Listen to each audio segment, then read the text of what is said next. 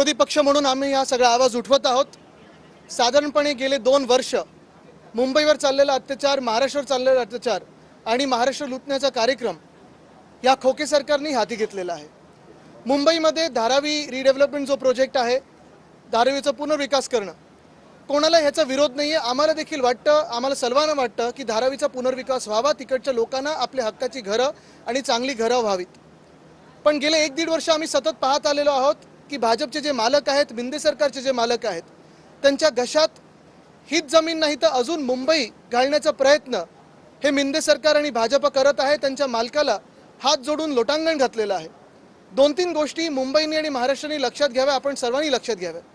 पहिली गोष्ट म्हणजे हा जसं टेंडर बनवलं गेलं आहे किंवा ह्याच्यात सगळे जे काही अटी शर्ती टाकलेले आहेत किंवा सवलती दिलेल्या आहेत, त्याच्यात पहिली गोष्ट म्हणजे मुंबईत कोणालाही TDR जर विकत घ्यायचं असेल तर पहिला 40% TDR हा अदानी समूहाकडूनच घ्यायला लागेल। म्हणजे मुंबईचे पैसे, मुंबईच्या महानगरपालिकेला मिळणारे पैसे किंवा हाऊसिंग डिपार्टमेंटला मिळणारे पैसे, सरकारला मिळणारे पैसे हे सगळे जाणार अदानी समूहाला।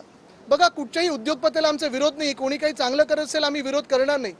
पण आज ईस्ट इंडिया कंपनीपेक्षा भयानक प्रकार हा मुंबईत आणि महाराष्ट्रात सुरू केलेला आहे। इंडेक्सेशन काढून टाकलेलं आहे।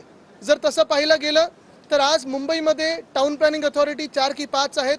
आमचं स्वप्न होतं आणि आम्ही आमचं सरकार आल्यानंतर मुंबई महानगरपालिकेलाच टाउन प्लॅनिंग अथॉरिटी करू। पण आज आपण पाहिलं तर धारावीमध्ये जर एखादी परवानगी घ्यायची असेल किंवा काही प्रस्तावित असेल, टाउन प्लॅनिंग अथॉरिटी जे DRP आहे किंवा मुंबई महानगरपालिका आहे किंवा आजूबाजूला जे MMRD आहे, त्यांनी 15 दिवसात अदानी समूहाला उत्तर दिलं नाही तर जसे अदानी समूह म्हणेल, अदानी म्हणतील तेच खरं ठरेल आणि तसंच केलं जाईल। हा नवीन कायदा आपल्या राज्यात कशासाठी आलेला आहे, देशात कशासाठी आलेला आहे, काय नक्की आपण पुनर्विकास करतोय का, चंद्राचा आपण काही वेगळं काही करतोय का? पुनर्विकास प्रकल्प मुंबईभरात आणि देशभरात अनेक सुरू आहेत, पण कोणालाही अशा सवलती मिळाल्या नाहीत। आणि हेच जर कमी पडत असेल तर आपल्याला आठवत असेल लोकसभेची जेव्हा निवडणूक होती तेव्हा मिहीर खोटेच्या जे खोटं बोलत असतात सतत, तेच म्हणत होते की आम्ही हा GR रद्द करून घेऊ। निवडणुकीच्या आधी स्थानिकांनी आंदोलन केलं होतं।